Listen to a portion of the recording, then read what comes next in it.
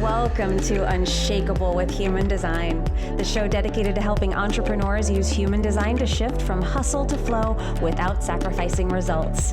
Come here to become an unshakable human and build an unshakable business according to your human design. I'm your host, Nicole Laino. Hello and welcome to Unshakeable with Human Design. I'm your host, Nicole Laino. We are continuing to talk about profiles in this episode because profile, honestly, it's so hard to pick which is the most impactful part of your human design, but definitely knowing your profile and understanding your profile, not just from a surface level, but really from a deep level.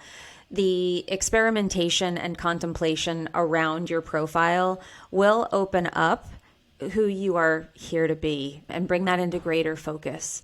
And I think that whenever we're diving into something like human design, we have a deep desire to know ourselves better or to validate some of the things that we are feeling, to be able to work in alignment with who we are so that it feels good.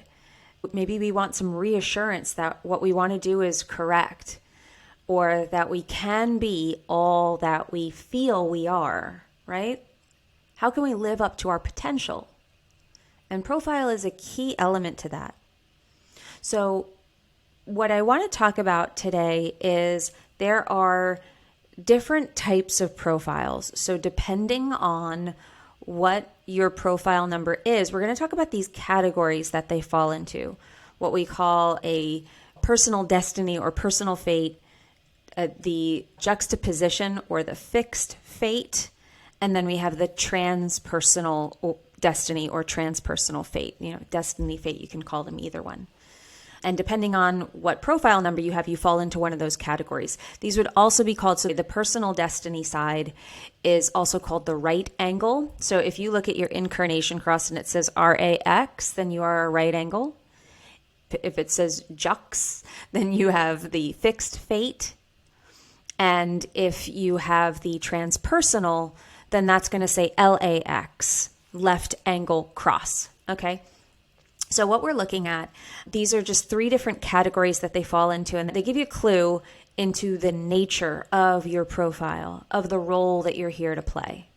So I want to cover these three categories because this is something I come back to all the time. Being a 5-1, I'm a left angle cross. Knowing that is definitely eye-opening. It helps me understand more of my own nature and why I feel drawn to do certain things and why I feel repelled from doing others. Basically, it's pulling us on a path. That is what human design does. It's pulling you on the path that is yours, the one that you are meant to be on. It's always calling to you. It is always trying to get you to walk the path that you were born for. But it's our conditioning in the outside world that lead us down the path that we think we should go down, or the one that we've always been on, or the one that our parents told us we needed to take. The one that felt safer, but it never felt quite right. And that can be why. And understanding this category of what they fall under can be really, really helpful. So before we jump in, I do want to call out that we have an event coming up on June 21st. I highly recommend that you sign up for our waitlist. We will be dropping the link to actually sign up in just a few days. This is going to be an event that helps you use your human design. So everything that we talk about on this podcast, we're going to deepen that so that you're actually being able to produce results on being the most authentic version of you, but not just being authentic, but how can I be authentic and get results? How can I be authentic and really be able to operate at my highest level? How can I be more productive? How can I get results while feeling like I am in flow? That's what this workshop is all going to be all about. So I hope that you make it there. You can sign up for the waitlist at nicolelaino.me/podcast links. We have the waitlist link is up there, as well as our free guides if you would like to dive in a little bit further with some of our free content there. All right? So please go sign up for that. I hope that I see you there. I'm very excited about this. We have a big thing that we're unveiling. I'm really thrilled to bring it to you. And if you sign up for the waitlist, you get all sorts of special bonuses and stuff like that. All right? So let's dive in. Let's talk about profile. First of all, profile is the role that you are here to play. in the movie called Your Life. I've said this before, but I want to repeat it for anybody who's new or maybe hasn't listened to an episode that I've done on profile or profile lines before. But your profile is really, if you think about it like a movie, and I was an actor, so it's the character that is written on the page. So you can insert a different actor into the role, but there's going to be certain actors that are right for that character or not. There's kind of an essence to them. There is a way, and the way that the descriptions of characters will be, she's the type of person who, she does this, this is the job that she has, she's a lawyer who is great in a crisis. She comes through and just always is 3 steps ahead of everybody. She is no nonsense. Like, you're getting a sense of who the person is. You're getting a sense of there's a toughness about that person, right? There is a power about that person. Like if you watch Succession, every single character there has a vibe about them. Every single one. In every show or every movie you've ever watched, there's a vibe about the character. Now, the actor that you slip into that slot is going to fill it out with color and all sorts of other nuances. And that's you, the individual. That's your other definition. That is your type. That is your authority. That is all the other things, the gates, your conscious sun, all the things that make up you. That's you, the individual. But whether you, that individual, fit and can play the character that's written there in the description, that description is the profile, the way I look at it. That is the profile. So there's a certain type that you are here. You've heard about being typecast, right? Typecasting is like a profile. I'm looking for a 2-4 kind of vibe here, right? I'm looking for a 5-2 kind of vibe. When you start to understand what these profiles are, when you start to understand the combinations and the lines by themselves, and then the combinations of them together and whether they are in the front or the back and the personality or the design side, when you start to know these, you would understand what I mean when I say, like, this person they're more of a 5-2, which might mean that they are a quiet leader, that they are maybe a reluctant leader. And then the type, if they were a manifestor, that would be very different than a 5-2 projector or a 5-2 generator. So now we get into greater nuance. But when we're talking about that profile, I want you to see how that's like there's a vibe to it. There's somebody that you are here to be. There's something about this character that you are here to play. And profile is the thing that tunes you into that. So understanding this is a game changer.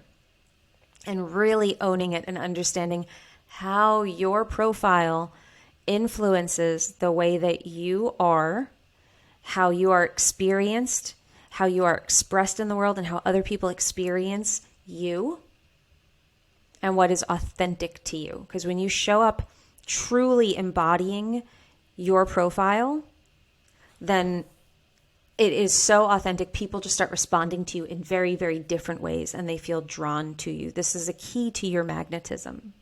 Okay? So let's talk about these categories and why they matter. So if you're a right angle cross, that means you have a personal destiny. What that means is you will know you have a right angle cross. Obviously, if you're looking at the chart and it says RAX, you will see that then you are a right angle cross. That's what that's saying. But it means you are a personal destiny. The way that you can tell this is if you have a 1 at the front of your profile. Profiles are made up of 2 numbers. There'll be like a 1 and then a / and then a 3. Some combination of 2 numbers ranging from 1 to 6. So if you have a 1 in the front, that is your personality side. That is the side that's leading. That's going to be the part that you probably relate to most. If your profile starts with a 1, a 2, a 3, or a 4, then you have a right angle cross. You have a personal destiny. What that means is you are here to explore and experiment and understand yourself. You make about 64% of the population is a right angle cross. Your destiny is about you. They say that you are creating the karma. You are not cleaning it up. You're not working through as much. This is your journey. It is focused more on you. It's about empowering yourself. It's about your process. So it's a much more personal journey.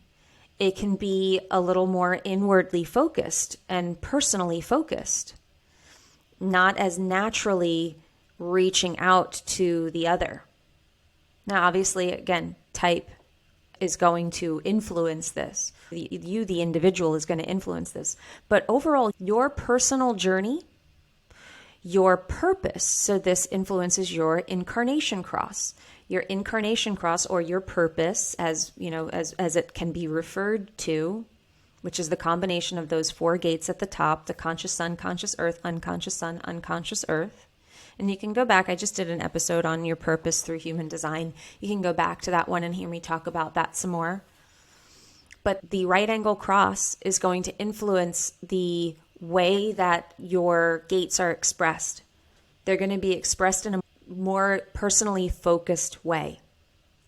Your journey will be about you realizing things about yourself, empowering yourself, you on this journey. So it isn't going to be as influenced by other people. People will come in and out of your life. They will have an effect on you, but they are not going to pull you off and change the course and direction of your life. And we'll get to the difference between this and the left angle and the fixed cross. So your path is more defined and it is more about you. There's going to be less that's turning it. It's going to be much more about your choices and your journey. So what does this mean? This means that it's going to be okay to focus on you and your journey. So there can be, again, conditioning for us to feel like we should care more about other people's journey, or that it should be more about us. I did another episode a long time ago, like, are you designed to be selfish? This is talking about that a little bit. There's an element to it. I wouldn't say that people who have these crosses are selfish, but they are going to be more inwardly focused. So it's the one that's leading. The one line is creative in nature, wants to kind of like squirrel away and dive into its own stuff, create new things. There's a creative nature to the one of wanting their hands in everything and sort of wanting to be left alone while they do it. Solitude is necessary for the one. In order for the cross to be fulfilled, that one needs to be nurtured. The 2, all about doing their own thing. It's the hermit. If the 2 doesn't hermit, then it can't fulfill its purpose.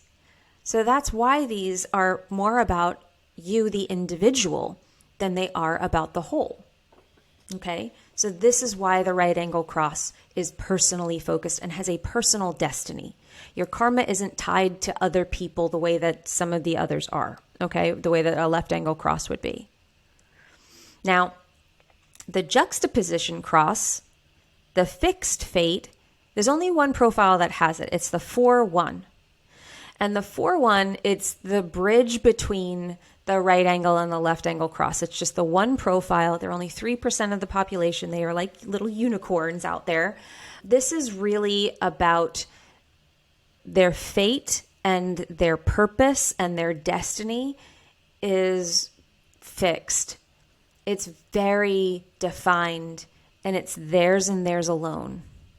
So what can happen with these people, we don't want them to be pulled off their course. If they get pulled off because they feel like they should be doing something, they have a partner, it can be tough. These people can be beautiful influences in people's lives, but their purpose and their journey is theirs and theirs alone. Where other people either get swept up and taken along in that journey, or they fall away from it. So this is why it can be tough, because if anyone's trying to pull a 4-1 off their path, an example could be, if you have a fixed fate, an example could be that if you really feel like you belong in California, and that's where you feel like you're being taken, and that's where your strategy and authority is driving you, and that feels right to you, and that feels like home to you. And your partner says, no, but I'm getting a job in London.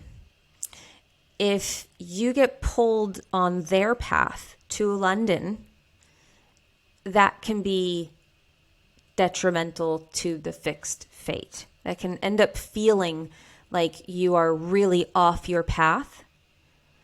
And human design, what it's telling us, again, what the path really means is if you're on your path, then you will be in the right place at the right time to meet the right people, for the right things to happen, for the right opportunities to come your way, for you to make the right next decision. And it's the geometry. You're being pulled along your line toward your purpose. And as long as nothing gets in the way, as long as our conditioning doesn't pull us off, as long as the ideas that we have about where we should be going and what our path should look like, as long as we don't get pulled off, if we were able to get out of the way, this is what getting out of your own way means, is that I'm just going to allow myself to be guided to where I'm going. And I trust that it's going to happen.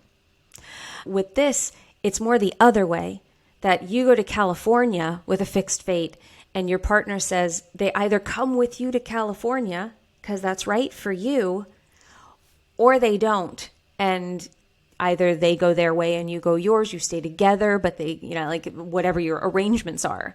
But it doesn't change your path. You don't say, I need to go do the thing because this is what you're going to do and we're in this together. So this is where this can be a difficult cross to have. Not because, and what can be beautiful is the people who get swept up into your purpose, into your path, that can be their path too. That might be where they belong. It might become part of their journey. That's very individual. But those people, the 4-1s, they can open up a lot by being so committed to their path and so truly grounded in it that other people start to find their path by watching you walk yours. So that's the juxtaposition, the fixed fate. Now we have the left angle. The left angle, if you have a 5 or a 6 in the front of your profile, you're a 5-1, a 5-2, a 6-2, a 6-3. If you have that in the front, about 33% of the population have one of those profiles, then you would be a left angle cross, and yours would say LAX at the beginning of your incarnation cross, or you would know this as a transpersonal profile. What this means is that you have karma with kind of everybody that you meet. Everyone is some sort of stranger of consequence, high or low. Some people are obviously going to be more. The people that you choose to live your life with, the people that spend a lot of time with you, that are deeply connected to you, there's something that needs to be worked out there, for better or for worse. There is some reason that everybody comes into your life and you come into theirs. We cannot fulfill our destiny by operating like a personal destiny person, like a right angle cross. We can't be internally focused. Our personality is outwardly focused. The 5 is about leading, universalizing for everyone. The 6 is about the good of us all. That theme guides our lives. So when we look at things like a 3-6 versus a 6-3, people have asked, what's the difference? So I'm a 6-3, she's a 3-6. How is that different? We have the same numbers. It's different because the 3-6 is a personal profile and the 6-3 is a transpersonal profile. The 6-3 is going to have a need to probably help. There is this sort of helper nature. There's different vibes to the 6 or the 5 for sure. And there's going to be a difference between you're a 5-1 or a 5-2, or if you're a 6-2 or a 6-3. It's going to be a different experience, of course. But in general, there's going to be this pull to the greater community, the greater world.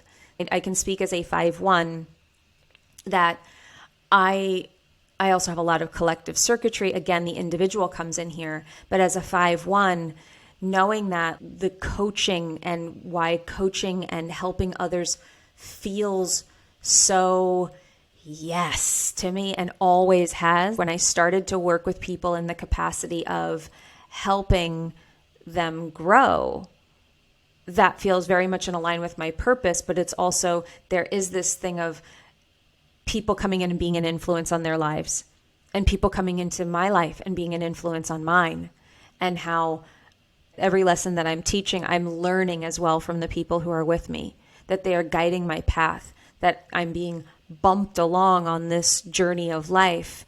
and it shifts more. It's not very linear.